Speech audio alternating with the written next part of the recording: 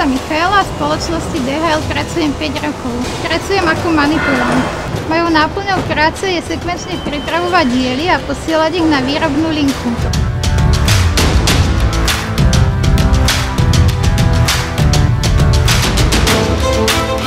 Znamená to, že v určitom čase musím pripraviť materiál v požadovanom množstve a kvalite.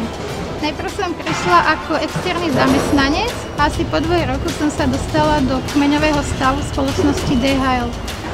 Používame najmodernejšie technológie, napríklad ako Pick2Light, ktoré nám uľahčujú prácu.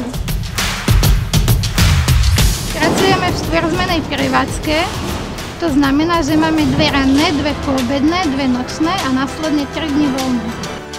Moja práca nie je ťažká. Ak máš chuť byť v našom týme, tak si vítaný. Spoločnosť DHL ti doporučujem, lebo nám ponúkajú rôzne školenia a možnosti iných pozícií a kariérny rast.